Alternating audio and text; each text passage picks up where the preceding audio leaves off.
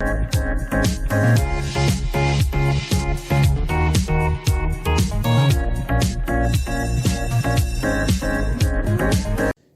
मित्रों, आज फिर से मैं आप लोगों के लिए यानी कक्षा 9वीं के लिए काव्य खंड से पाठ 2 जो है दोहे के जो है कवि हैं रहीमदास जी। तो इन दोहे का अध्ययन करने से पहले हम जो है कवि रहीमदास जी के बारे में जान लेते हैं। कवि रहीमदास जी का पूरा नाम जो था अब्दुल रहीम खान खाना था। इनका जन्म जो है 1556 ईस्वी में लाहौर में हुआ था, जो अब वह पाकिस्तान में है।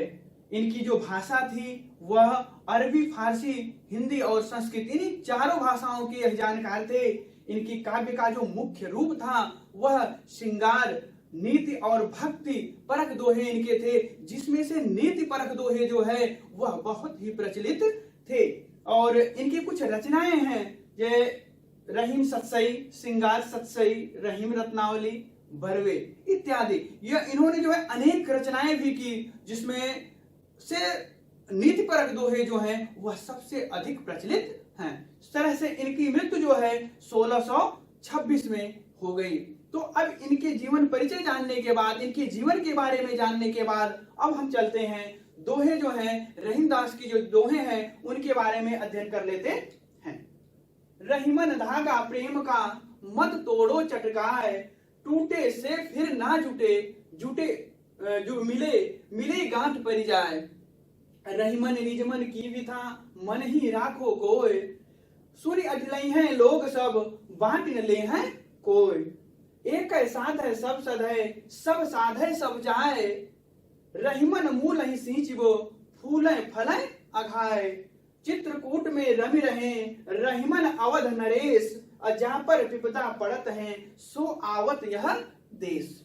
तो इस तरह से रहीमदास जी का जो पहला दोहा है, नीति परक का पहला दोहा है, रहीमन धागा प्रेम का मत तोड़ो चटकाए, टूटे से फिर ना मिले गांठ परी जाए। रहीमदास जी कहते हैं कि जो व्यक्ति का जो प्रेम होता है, जो एक दूसरे से लगाव होता है, उसको जो है बिना सोचे समझे नहीं समाप्त करना चाहिए, नहीं खत्म करना चाहिए।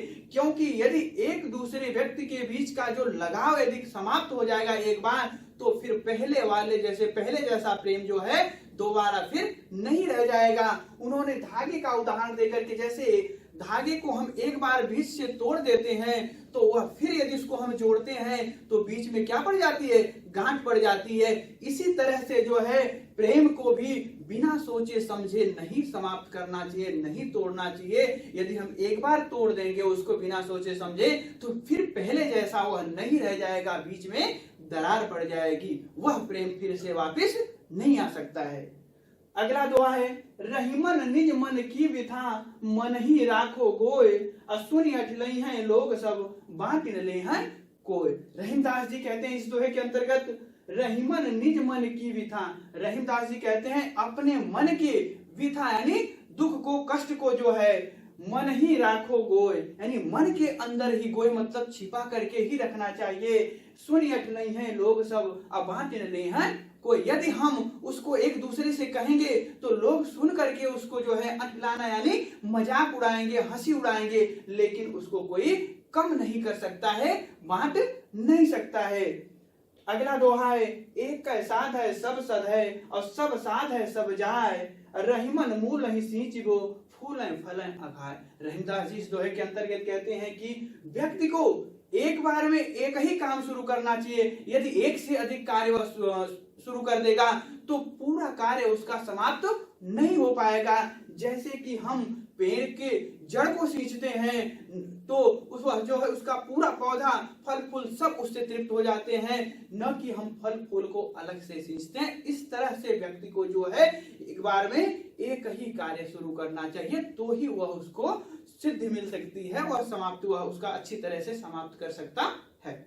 अगला दोहा है, चित्रकूट में रमि रहे रहीमन अवध नरेश, जा पर विपदा पड़त सो आवत यह देश।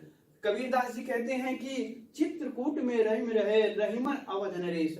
रहीमदास जी कहते हैं कि जब अवध नरेश, अवध के राजा यानी जो श्री राम जी थे, उनको जब उनपे जो है विपदा पड़ी तो वह कहाँ रह रहे थे? चित्रकूट में आकर के रह रहे थे। जहां पर विपदा पड़त है सो आवत है देश, यानी जिस पर विपत्ति पड़ती है, संकट पड़ता है, तो वह कहाँ निवास करने के लिए आता है? चित्रकूट में, यानी अपने आप को एकांत जगह में लाता है। तो जिस तरह से राम जी को जब उनके ऊपर 14 वर्ष का वनवास मिला था, विपदा पड़ी थी, तो वह अपने आप को जो है चित्रकूट में आकर के रह रहे थे, वैसे ही जिस पे कष्ट होता है, जिस पे विपदा पड़ती है, वह कहाँ आता है? चित्रकूट में आकर के निवास करता है। इस तरह से इन 4 दोहों का भावार्थ आप अच्छी तरह से समझ लिए। अब इसको आप जो है एक एक दोहा को अच्छी तरह से पढ़िएगा, उसके बाद उसके अर्थ को समझिएगा। जहां पर भी आपको समस्या होगी वह जो है आप फिर से जो है अध्ययन करते हुए फिर से उसको पूछ सकते हैं व्हाट्सएप के जरिए।